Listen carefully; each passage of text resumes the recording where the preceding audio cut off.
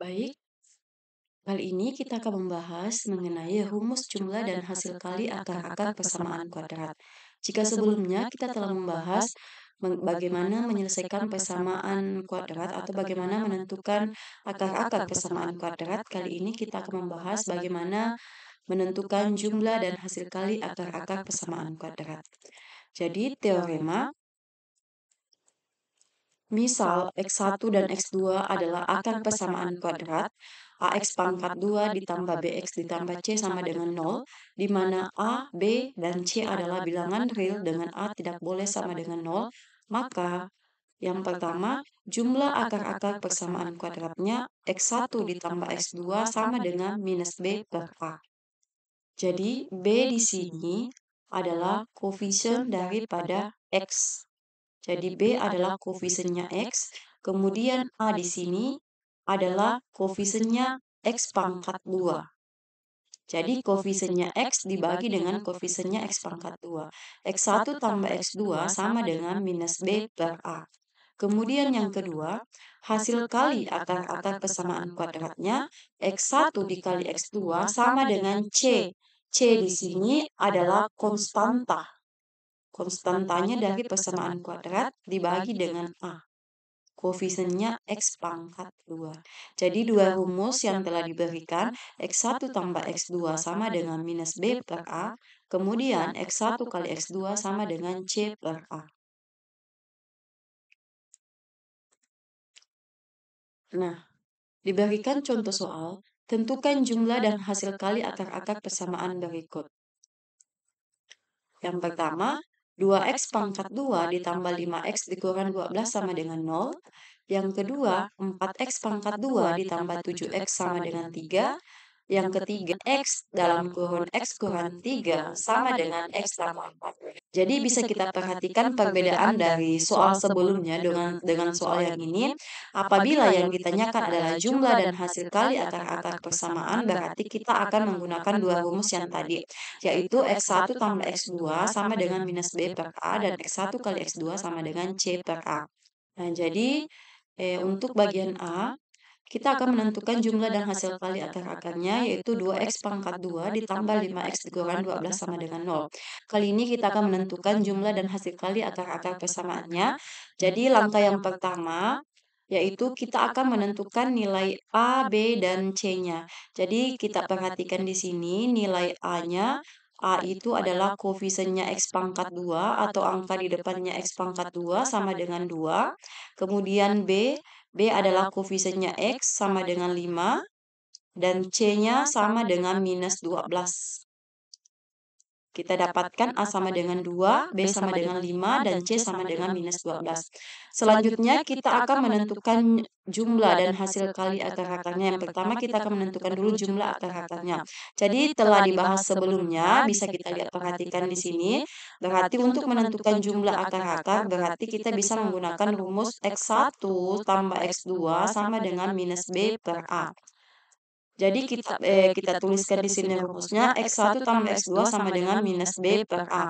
Di mana kita dapatkan minus, di sini minus, B-nya sama dengan 5, tinggal kita substitusi masuk nilainya, B-nya sama dengan 5, kemudian A-nya ini kita ganti dengan 2. Berarti untuk X1 tambah X2 sama dengan minus B per A sama dengan minus 5 per 2. Selanjutnya yang kedua, kita akan menentukan hasil kali akar-akarnya dengan menggunakan rumus yang kedua ini, yaitu X1 kali X2 sama dengan C per A. Sehingga kita dapatkan X1 kali X2 sama dengan C per A, tinggal kita substitusi masuk nilai C-nya, di mana kita dapatkan tadi C-nya sama dengan minus 12, sehingga kita masukkan ke sini, C sama dengan minus 12 dibagi dengan A. A ini sama dengan 2. Sehingga kita dapatkan minus 12 dibagi 2 sama dengan minus 6. Sehingga jumlah dan hasil kali akar-akar dari 2x pangkat 2 ditambah 5x dikurang 12 sama dengan 0, yaitu x1 ditambah x2 kita dapatkan minus 5 per 2, kemudian x1 kali x2 kita dapatkan minus 6.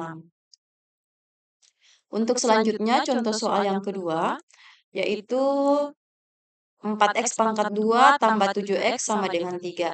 Sekarang coba kita perhatikan, ruas kanan ini tidak sama dengan 0. Berarti kita harus mengubahnya dulu ke dalam bentuk AX pangkat 2 ditambah BX ditambah C sama dengan 0. Berarti kita harus membuat ruas kanannya ini sama dengan 0. Sedangkan di sini ruas kanannya sama dengan 3. Berarti kita akan memindahkan 3 ke ruas kiri. Jadi kalau misalkan positif akan berpindah menjadi negatif. Jadi kita akan mengubahnya. Nah, coba perhatikan di sini positif 3. Ketika berpindah ke ruas kiri berarti berubah menjadi minus 3. Kemudian, setelah memenuhi ke bentuk persamaan, ruas kanannya sudah sama dengan 0. Jadi, ruas kanannya sudah sama dengan 0, maka kita menentukan nilai A, B, dan C-nya. A-nya sama dengan 4, koefisien daripada X pangkat 2. B-nya sama dengan 7, koefisien daripada X, koefisiennya X ini. Kemudian C-nya adalah minus 3, konstantanya. Selanjutnya kita akan menentukan X1 ditambah X2 dan X1 dikali X2. Sesuai dengan rumus tadi, kita dapatkan bahwa X1 ditambah X2 sama dengan minus B per A, rumusnya ini. Kemudian minus B-nya kita ganti dengan 7. Selanjutnya A-nya kita ganti dengan 4, berarti minus 7 per 4. Selanjutnya X1 dikali X2. X1 dikali X2 rumusnya C per A. C ini sama dengan minus 3, jadi ini C-nya sama dengan minus 3, dibagi dengan A, A-nya sama dengan 4, berarti minus 3 per 4. Sehingga kita dapatkan untuk 4X pangkat 2 ditambah 7X sama dengan 3, jumlah hasil kali akarnya X1 ditambah X2 sama dengan minus 7 per 4, dan hasil kali X1 kali X2 sama dengan minus 3 per 4. Selanjutnya untuk contoh soal yang ketiga, X dalam kurun X kurang 3 sama dengan X tambah 4. Jadi model soal seperti ini kita harus mengubahnya ke dalam bentuk persamaan kuadrat. Jadi coba perhatikan. Di sini ada tanda dalam kurun. Jadi kalau misalkan ada tanda dalam kurun seperti ini berarti maksudnya kita akan kali masuk. Jadi X-nya dikali dengan X, kemudian X-nya dikali dengan minus 3. Nah, coba perhatikan, kita akan mengalihkan X dikalikan dengan X, kemudian X-nya dikalikan dengan minus 3.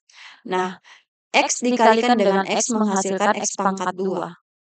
Kemudian ketika X dikalikan dengan minus 3 menghasilkan minus 3X.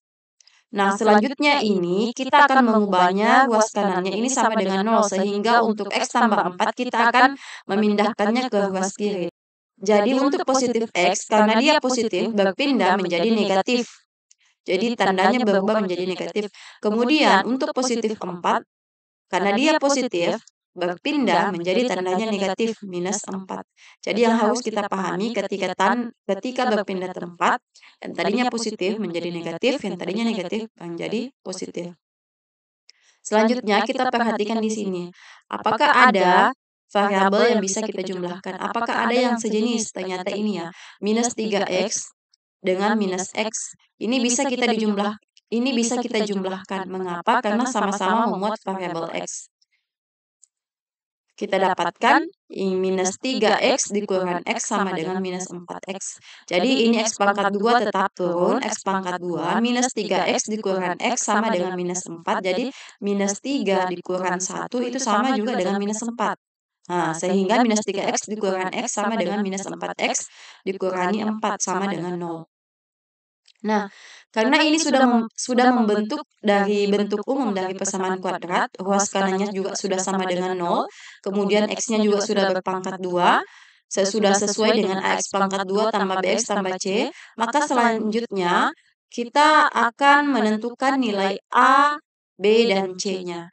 Jadi A adalah koefisien daripada X pangkat 2, di mana koefisiennya X pangkat 2 adalah 1, kemudian B adalah koefisiennya X, angka di depannya X sama dengan minus 4, dan C sama dengan minus 4, konstantanya sama dengan minus 4. Selanjutnya kita akan menentukan jumlah akar-akar persamaan kuadratnya, yaitu X1 ditambah X2, di mana rumusnya adalah minus B dibagi A, ini rumusnya minus B bagi A untuk X1 tambah X2.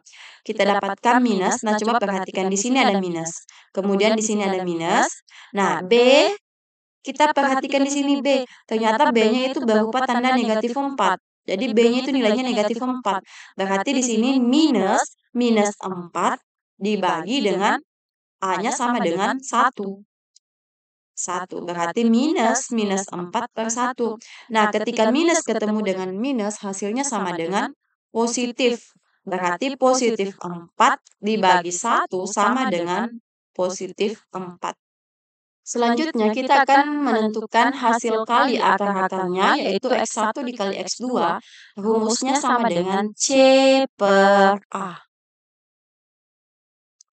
Nah, C-nya kita dapatkan sama dengan minus 4. Jadi kita ganti C-nya ini dengan minus 4, dibagi dengan A. A-nya sama dengan 1. Sehingga minus 4 dibagi 1 sama dengan minus 4.